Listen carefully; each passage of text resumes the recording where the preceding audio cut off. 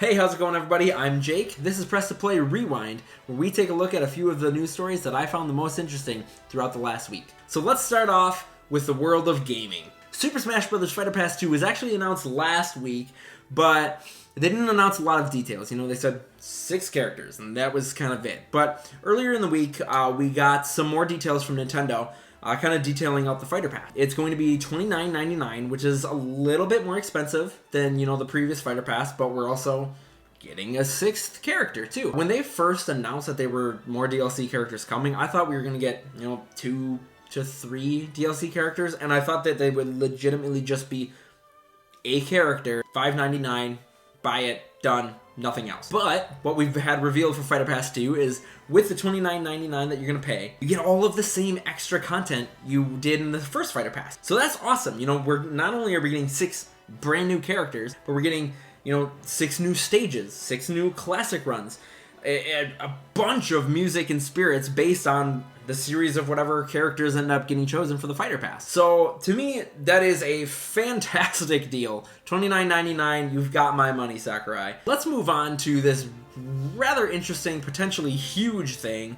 There was a leaker by the name of Sabi? I'm going with Sabi. And what he has said is that there is a Paper Mario and a side-scrolling Metroid game in development, and it could release as early as this year. I've got a lot of feelings about this. Let's start with Metroid. A side-scrolling game related to Metroid Fusion. So that's kind of interesting. I've never personally been a huge Metroid fan, but I did play a lot of Fusion. I've actually a number of times I played a lot of Fusion, never quite got to the end. But still, that game clicked with me more than the others in the series did. If they relate it to that, maybe I will kind of dig it. I don't know. If this specific rumor is true with a side-scrolling Metroid, I think it would be really, really, really awesome for the fans of Metroid if they actually did a proper Metroid 5. You know, get that sort of sequel moving after all of these years. I think Metroid fans would kind of lose their minds. As for me personally, I don't know. I mean, I would check it out, and I would love to see what they could do with Metroid visually on the Switch. You know, we haven't really had anything visually beyond the Wii. To see what they could do with a brand new Metroid game on the Switch, HD, 60 frames a second, I think it could be a gorgeous game and be a lot of fun and really please a lot of Metroid fans. Now, the bigger one for me is Paper Mario. It would be a return to form for Paper Mario. Now, a return to form could mean a number of things, but I'm pretty certain that that means going back to the way it was in the original N64 game and Thousand Year Door. And I want that so bad. So bad. The original Paper Mario has a super special place in my heart. I remember playing that game as a kid over and over and over again. I love every last bit of it. You know, I love all the characters. I love all the little stories. I love all the worlds you get to explore. The humor, the music, everything about that game is very special to me. I also really enjoyed Thousand Year Door and even Super Paper Mario for what that was. That being said, I've been waiting for this return to form where you go back to having partner characters and, you know, a true RPG with their unique kind of combat system, and I need that in my life. Exploring a bunch of new worlds and new characters, and think of all the stuff you can bring in. You can bring in stuff from Luigi's Mansion or Odyssey or Galaxy, or bring in Paper Wario and Waluigi, Paper Donkey Kong, I don't know, but there's endless possibilities there, and I think it could be really, really, really cool to see. And I would love to see a bunch of brand new partner characters based around Mario Universe enemies. I would love to see a Chain Chomp, maybe a Hammer Bro, a Piranha Plant, a Dry Bones, a Blooper. A Blooper would be pretty cool. I really, really want this to be true. However, I'm not going to get my hopes up that this is a true story. I've seen plenty of leaks and rumors with tons of evidence and more credibility than just this that go nowhere. I mean, Star Fox Grand Prix, anybody? Everyone thought that game was a lock for that year's E3, which was, I think, 2 or 3 years ago, and there's still no sign of it anywhere. So I don't want to put all my eggs in this Paper Mario basket and be like, oh my god, I'm getting Paper Mario this year, I'm so fucking excited, it's gonna be awesome, because I'm not sure it's actually true and gonna happen. If, however, Nintendo does in fact reveal, and I hope they do, that this return to form Paper Mario is coming to Switch, and potentially even this year, I'm done. I'm gonna be super excited about it. I'm gonna probably lose my shit, and I'm gonna be there on day one to play this thing. So we're going to jump off Nintendo for a second and go walk on over to Sega. We're going to go talk to this guy right here, Mr. Sonic the Hedgehog, because Sonic sounds like he's going to have a pretty damn good year. According to Games Radar, Sonic 2020, a new project from Sega, will see a steady stream of Sonic-related news released once a month, every month throughout the year, starting in February. Sega stated that Sonic 2020 will deliver various new information and projects related to Sonic on the 20th of each month up until December 2020. A new announcement every single month? Sounds exciting to me. Plus, we're starting with Sonic the Hedgehog, the movie, in a couple of weeks. That'll be an interesting one.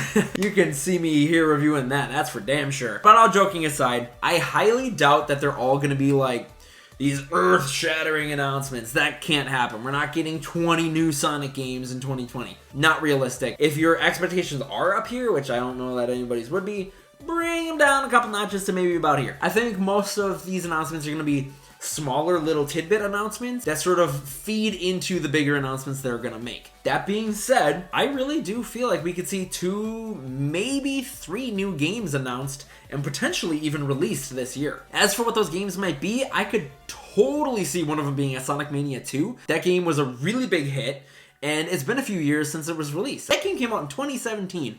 So if the developers have been working on it since then, that game could very well release at any point. That could be the February 2020 announcement. I don't think it is, but I'm saying it could be. I think if there's going to be any games announced, that's the most likely one. It's also been a few years since a proper 3D Sonic game came out. You know, Forces was not nearly as well received as Mania, but it came out, you know, the same year, around the same time. We haven't had a real 3D Sonic since then, so I'd imagine they've been working on something. Why not? My fingers are crossed for Sonic Adventure 3 on that front. I love Sonic Adventure 2 Battle. It's my favorite Sonic game. Maybe Sonic Adventure 3 could top it. And for our last story in the gaming part of Press to Play Rewind here, Nintendo released their 2020 roadmap, and it looks something like this. So we're starting with Tokyo Mirage Sessions. That's already out. I don't know what Snack World Dungeon Crawl Gold is. Darksiders, okay, cool. Devil May Cry, okay, cool. Pokemon Mystery Dungeon, okay, cool. Animal Crossing, that's a huge one. Trials of Mana, pretty cool. Really don't care about Battle of Bikini Bottom. Pokemon Sword and Shield, cool, but those are DLC. No More Heroes 3, that's a big one. Bravely Default 2, that's a big one. Xenoblade Chronicles, that's a big one. But none of those are even dated. So overall, there's not a lot of like really huge games on that list, and especially from Nintendo. I mean, we got Animal Crossing, we've got Xenoblade, the Pokemon expansions, but other than that, there's not a lot of like really heavy-hitting Nintendo produced content on that list. And you'll notice that the dating really doesn't go past summer of 2020. So this leads me to believe that we're in for a couple of, you know, real heavy-hitting directs that'll sort of fill out the rest of this year. Maybe this could even be the year we get a sequel to Super Mario Odyssey. Or maybe we'll actually get our first look at Pikmin 4. Where the fuck is that game? It was announced back in the Wii U shortly after Pikmin 3 came out. They were talking about how they were already in development on Pikmin 4.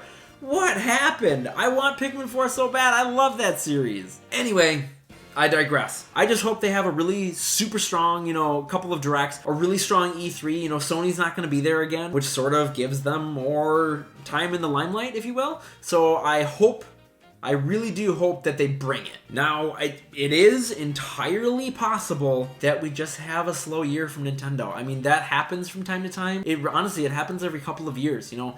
We can't constantly have incredible things. I mean, we could. That would be awesome. But let's be realistic.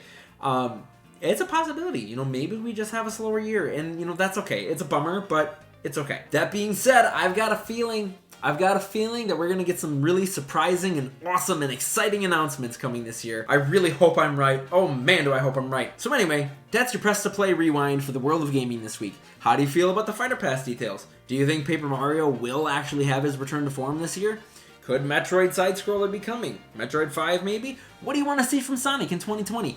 Let me know all that in the comments below. And if you enjoyed this video, please give me a big thumbs up by hitting that like button. And if you haven't already, hit that subscribe button to be the first to know when I upload a new video. Thanks a lot for watching, everybody, and I'll talk to you all later. Bye.